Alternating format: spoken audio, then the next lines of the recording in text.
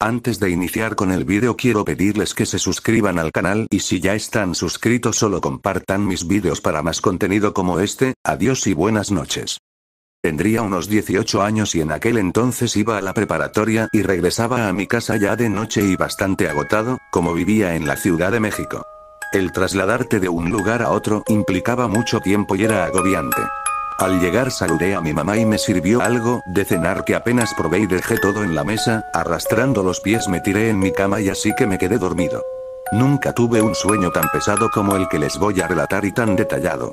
Tanto, que recordaba todo con mucho detalle aún después de despertarme, incluso aún en estos días lo puedo recordar como si lo acabara de soñar. En mi sueño caminaba por una colonia muy lujosa de casas grandes y con detalles caros en sus fachadas, a mi lado iba una persona que me decía hermano y yo lo identificaba así. Tengo un par de hermanas, no tengo hermanos. El día parecía soleado y las calles muy tranquilas. Veníamos en la camioneta de mi papá y hablando tonterías de jóvenes, planeando ir por alguna jovencita y llevarla a pasear. Mi supuesto hermano se reía y le subía a la música haciendo que todo el interior de la camioneta retumbara por el sonido. Al incorporarme a una calle larga y sin casas. De pronto todo quedó en silencio y al voltear pude ver que el que era mi hermano me veía con un gesto de odio, aunque parecía tranquilo. El silencio fue roto por su voz que preguntaba algo inusual. Jorge, desearía saber qué pasó con el maestro Carlos. En ese momento el clima soleado se tornó oscuro y nubes negras relampagueantes nos rodearon, los estruendos de los relámpagos parecían romper todo y cuando la oscuridad se cernió sobre nosotros ya estaba en la calle, completamente solo, sin personas y el supuesto hermano. Sentí un terror profundo de verme rodeado por obscuridad y nubes relampagueantes. En eso mi entendimiento me sugirió algo que recuerdo perfectamente, sentí que estaba en el cuerpo de otra persona, sabía que era yo el que estaba parado ahí solo. Pero mi cuerpo era una especie de capullo que me rodeaba y al tratar de verme en algún reflejo me daba cuenta que no era mi rostro, ni mi cuerpo. En eso me preguntaba quién era. Y una voz en mi cabeza decía, Carlos. En eso me sentí paralizado de ver que de entre las sombras del piso iban surgiendo unas figuras negras que vestían túnicas negras, estas eran una sola pieza terminadas con una capucha puntiaguda que no tenían agujeros para los ojos, en total surgieron 6 figuras negras que solo estaban ahí paradas viéndome temblar de miedo, cuando comenzaron a caminar velozmente hacia mí, la huida fue frenética y casi me daban alcance cuando se paró frente a mí una especie de camioneta de donde surgieron otros encapuchados y me subían a ella con lujo de violencia. Me golpearon y me dejaron sangrante en tanto, me decían con una voz tranquila y melosa. No te preocupes, muy pronto estarás ante la presencia de Lucifer. El pánico en mí era tal que intentaba zafarme de todas las maneras posibles de su aprisionamiento, no sé cuánto tiempo pasó. Pero en instantes ya estaba parado en un camino rodeado de velas negras que iluminaban un sendero que conducía a un jacal en donde había más encapuchados, lo más inquietante eran esos gorros con punta que los hacían ver más siniestros. Los que venían martirizándome me condujeron a rastros por ese camino y me dejaron en el interior, donde otros tipos dibujaban un pentagrama en torno a mí, comenzaron con cánticos llenos de gozo, me miraban y me decían que no me preocupara, que estaría pronto con el Padre.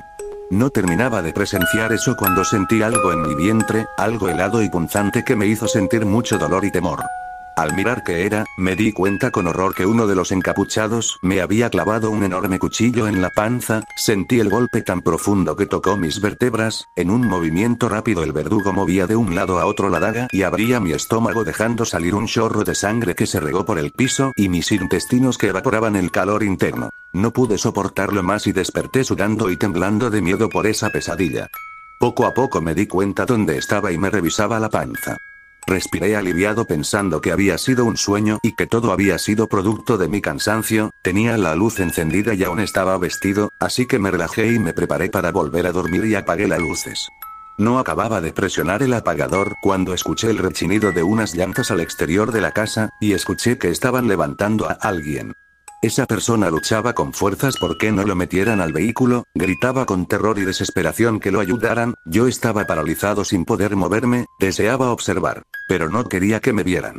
Se escucharon golpes, aullidos de dolor y estruendos en las cortinas de los negocios que había por un lado de mi casa. Lo más inquietante fueron las voces. Eran unas voces roncas y estruendosas que parecían hablar en otro idioma, un lenguaje incomprensible con acento de Europa del Este. Todas hablaban al mismo tiempo haciendo aún más inquietante el momento. Cuando se dejaron de escuchar los ruidos y las malditas voces gritar, pasaron unos segundos. Yo con cautela me asomé a la ventana, y sentí la adrenalina correr cuando vi que los tipos que estaban levantando a una persona eran los encapuchados. Esos gorros negros en forma de cono sobre su cabeza eran inconfundibles. Pensé que aún sonaba, pero la realidad me estampó en el rostro cuando metieron al hombre en el maletero y se subieron todos al vehículo, que era una van de color negro. Arrancaron e imprimieron velocidad y se perdieron en una avenida transitada. Luego de aquel momento extraño me senté en la cama a meditar sobre lo que había pasado y me acosté intentando dormir. Pero no pude. Fue hasta que rayó la luz del sol que pude por fin dormir. Era sábado y me levanté ya por la tarde. Mi mamá hacía de comer y me senté con ella contándole lo que había visto en la noche anterior. Ella dejó lo que hacía para decirme que también los había visto a esos tipos de negros raros, subiendo a un pobre hombre. Pero le dio miedo. Era demasiada casualidad y por un momento pensé que el hombre que levantaron era el Carlos de mi sueño. La respuesta me llegó días después, al leer una nota de un diario de internet. En las inmediaciones de un rastro en el Estado de México, habían encontrado los restos de una persona, había sido acuchillada y le sacaron los intestinos con los cuales lo estrangularon. Eso no era extraño en ese lugar, era común que mataran gente a diario.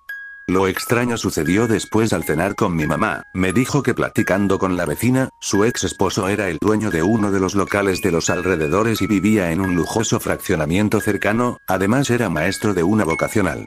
Lo encontraron muerto cerca de un rastro. Al escucharlo relacioné con la noticia y sentí náuseas al enterarme que era el mismo hombre, su nombre, Carlos Méndez. Por esa noche no pude dormir pensando en todo eso. En que mi sueño se había hecho realidad y que quizás pude advertir lo que pasaba. He vuelto a soñar muchas veces esa situación con personas distintas, los mismos encapuchados y las mismas situaciones de asesinato. A veces me daba cuenta por las noticias, pero otras no quería enterarme. No sé cómo llamar a esta condición. Pero siempre que sueño con los tipos de negro, alguien cercano muere.